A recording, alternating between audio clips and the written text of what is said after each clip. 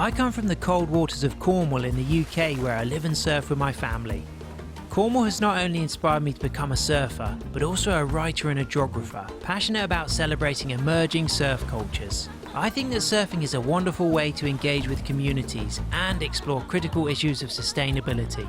I am particularly attracted to the off-the-beaten-track locations.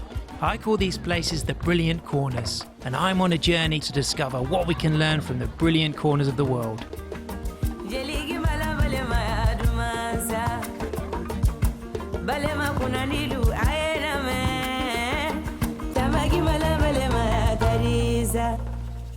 We kicked off our adventure in the ghostly old French taxis of Antananarivo.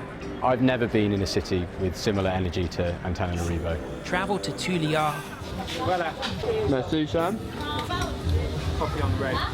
And now we're feeling at home with Blair Rogers at Mada Surf Lodge in Anakau, the heartland of the Vezo, the legendary nomads of the Mozambique Channel. I love the sea. I have a lot of respect for them. They're like really good at everything they do. All locals are amazing, beautiful people.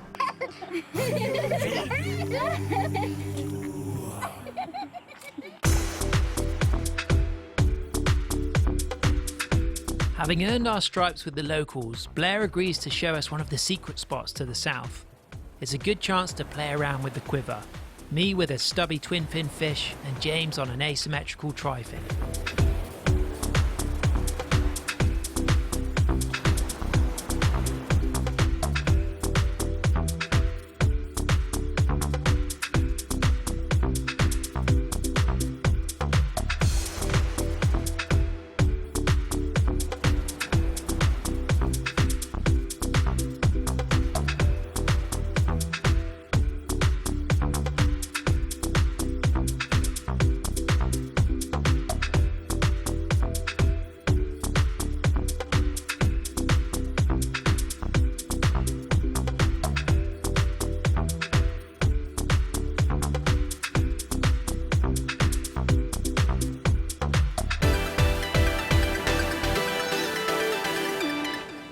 But to access these secret spots with Blair, you have to give back to the local community. So this is one of the many Vezo fishing villages along the coastline, south of Anakau, and there's a really high concentration of secret spots in this area, mostly unsurfed reef breaks, and it'd be very easy for the surf operators to just bring the foreign guests in without giving much to the local community.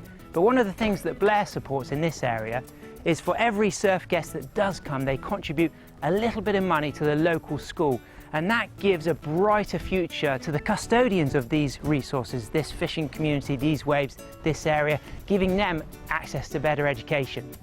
Every surfer pays a small fee for Blair to buy a school kit for the village, and guest by guest he's working his way through supporting hundreds of kids in the area.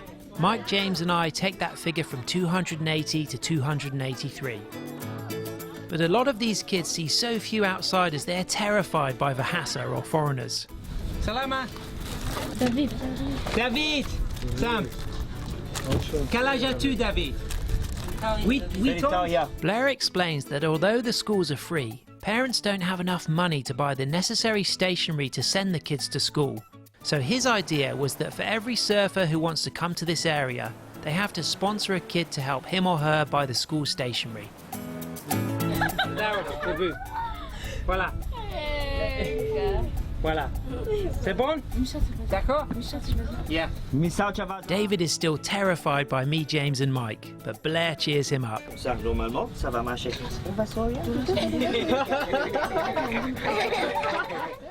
While it's easy to romanticize remote subsistence communities, imagine not having access to decent education, a chance to explore ideas and exercise the mind, perhaps only to yearn to get back to your roots and live a humble, simple and subsistence lifestyle, with some good books and some good waves for company.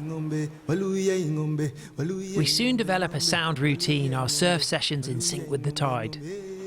There is a silvery light before the sky turns amber, burns out, then glows orange, fading to ice blue and now black, the moon the centre of a great night's sleep. And we're ready for the swell of the trip. We're so used to seeing the best in the world surf shallow reefs with beauty and brilliance that we forget how, for those of us not raised in these kinds of waves, these spots can be dicey and intimidating. There are wide swingers and coral heads poking through, but Mike reigns supreme out here, cat-like, his four-finned quadfish manoeuvring into the tightest of pockets.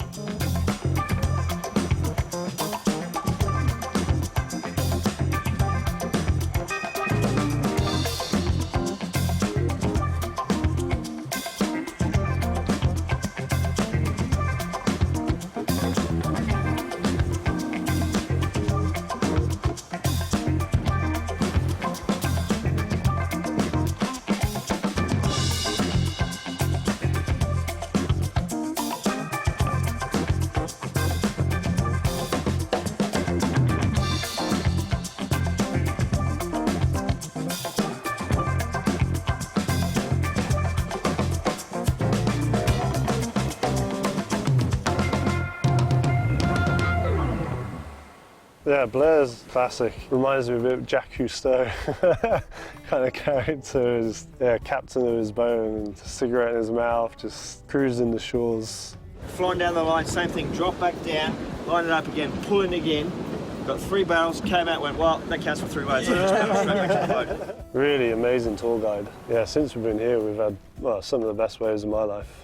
In waves of consequence, or the relative waves of consequence that we've had here, Blair's invaluable, because obviously we're from beach break backgrounds and we're comfortable in small sandy bottom waves, but when it gets onto a coral reef pass, you need someone who knows the waves. So to be out there with Blair's just completely invaluable. He encourages you to push yourself and also helps you navigate the reef as well, because without someone that knows it, it'd be so easy to get caught out, especially the long period swell is really lully, so you sit there with no waves in the middle of the ocean, then suddenly the horizon gets bumpy, the set wave comes, and if you don't have Blair helping you out, positioning you on the reef, A, you'd miss a lot of waves, and B, you'd probably get scraped across the reef quite a few times as well. Thankfully, none of us got scraped across the reef too hard.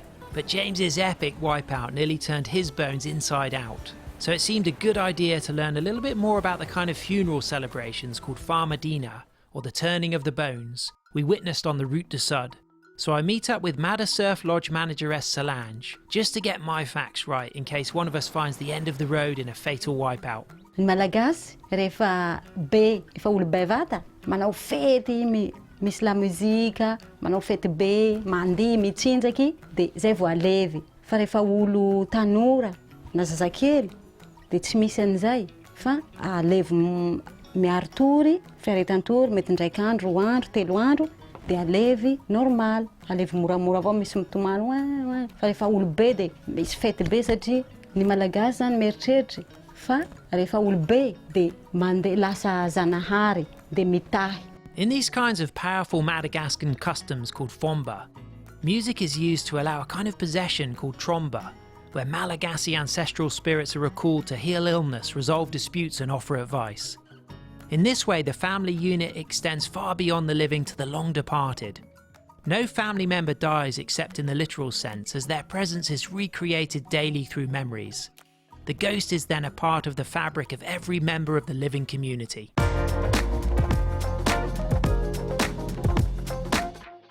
On our last night, it seemed a good idea to celebrate our ancestors through a party and hire a local Kabossi guitar band to play some Saligi music, delivering a wonderful energy.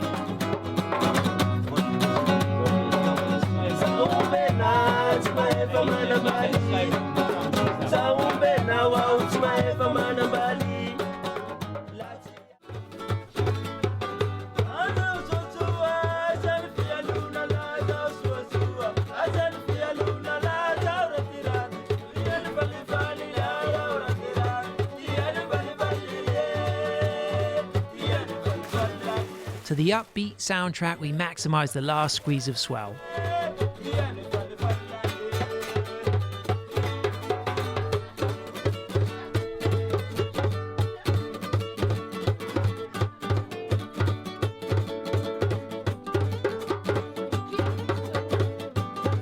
Having revealed the infamous limbo dance developed by his ancestors, the tin miners of Cornwall back in the 1600s, Mike is still possessed by last night's music, while James is practicing his breakdancing. And with all this talk of funerals, I bust out a coffin ride. When I go down, whether it's on the road or at home in Cornwall, This is how I'd like to pass to the other side. In a coffin ride, my bones turn to salt water.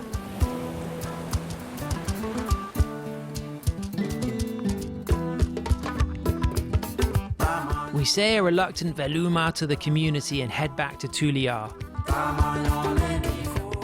I've read about Tulia as being described as a scorching hellhole, and the best thing to do is to get out as fast as you can if it's already too late to avoid coming in the first place. I completely disagree. Just check out the market and you'll confirm that this place is a Malagasy centre of joie de vivre.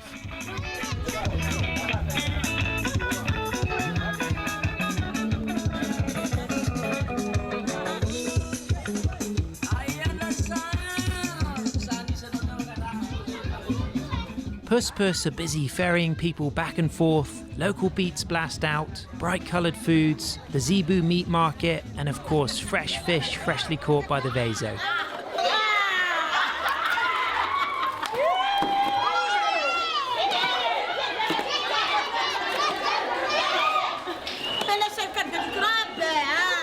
At the flea market, second-hand clothes resell in bulk bundles to create a whole new microeconomy that allows literally thousands of Malagasy families all over the country to earn a living, and the rest to buy whatever they want at rock-bottom prices.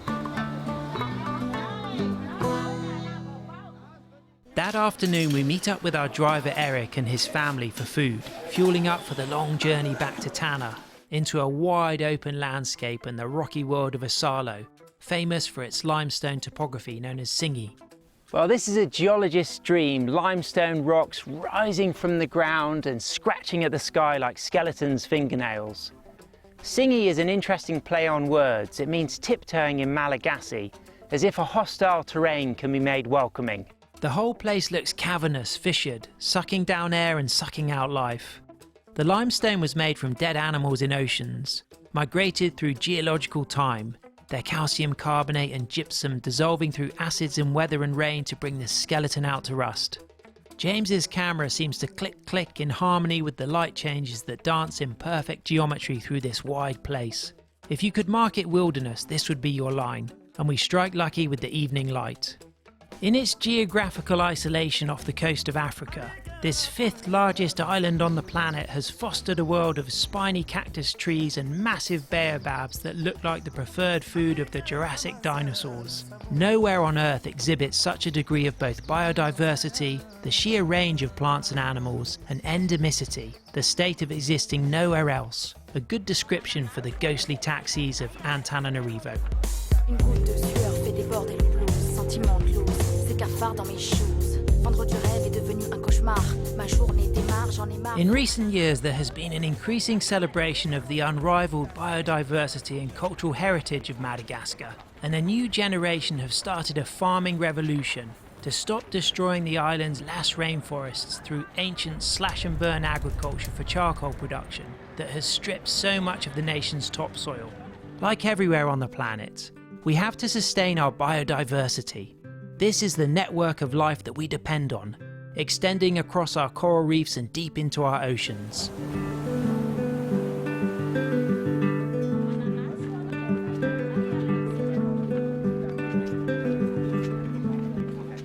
And hopefully fresh governments will set up a better future. Meeting the Madagascans has been kind of an eye-opener. I live pretty simply, but I feel they've got it absolutely dialed and they're super happy with the way they live, and they just get on with their day-to-day tasks, and they work super hard and they work together.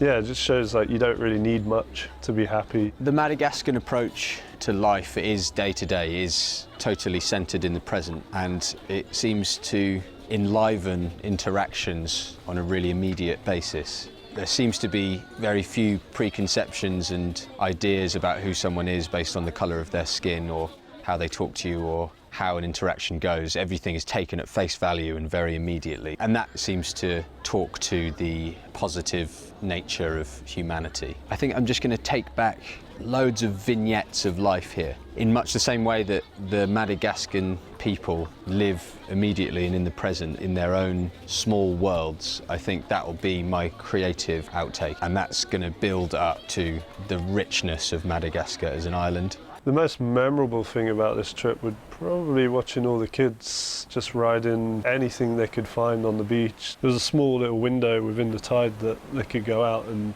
as soon as that window was on, everyone was out there and laughing and doing somersaults into the sea, and being amongst that was just absolutely incredible.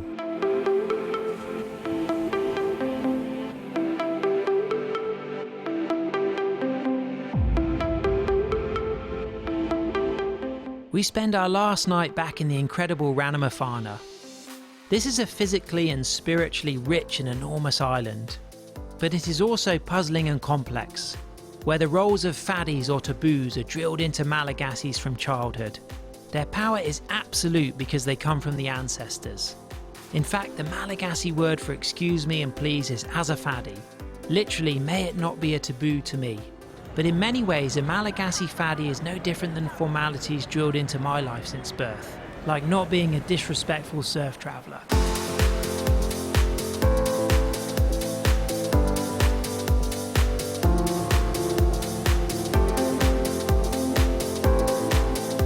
This has been a first-class trip to a first-class brilliant corner, and I cannot help but celebrate the Vezo.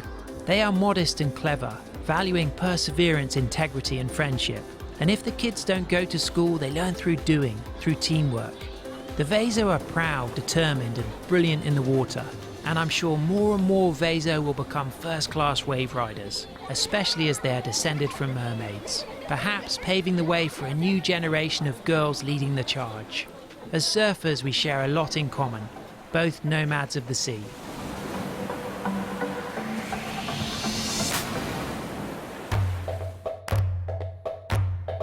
Next time on Brilliant Corners, I'm travelling to Papua New Guinea to see a cutting-edge model of sustainable surf tourism. It's good because someone can't just come in and say, oh, I'm going to just build a resort here, and you throw some money at someone and you put something up and go. You've got to make sure that the whole clan is actually happy with what you're doing. Very good. I'm happy about tourism. We mothers, we are the owner, not the men. Learn about the woodboard culture. Well, for thousands of years, PNG kids or pickaninnies have ridden broken bits of wood called palangs or splinters to make alea and papo boards. Yeah, palang riding, it started so many years ago.